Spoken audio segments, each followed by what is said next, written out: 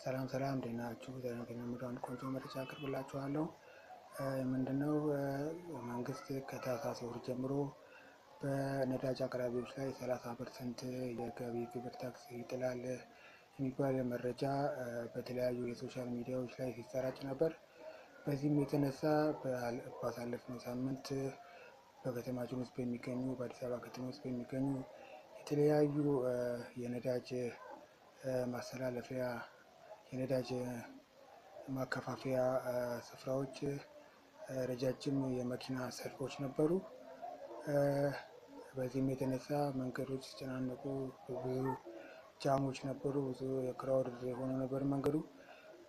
ይሁንና ዛሬ ታህሳስ 1 ቀን የኢትዮጵያ የነዳጅ እና የኢነርጂ ሚኒስቴር ብሎም የገንዘብ ሚኒስቴር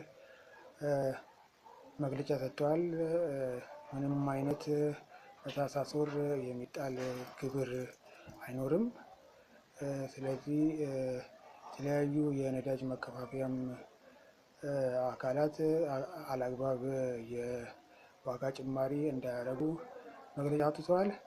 ስለዚህ ባለ መኪኖች ወይም የመኪና ባለንብረቶች በዚህ መግለጫ መሰረት ምንም አይነት የነዳጅ ጭማሪ ስለማይኖር ተረጋግታችሁ የዴሊ አክቲቪቲያችሁን የቀን ተቀን ህይወታችሁን እንዳለፉት ወራቶች መቀጠል ትችላላችሁ ማለት ነው።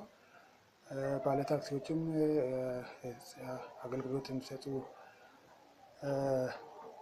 ባለንብረቶች ባለመኪናዎች ምንም አይነት የዋጋ ጭማሪ ስለማይኖር ህዝቡ ላይ አላግባብ የሆነ የታሪፍ ጭማሪ እንዳታደርጉ የሚል መግለጫ ወጥቷል። ስለዚህ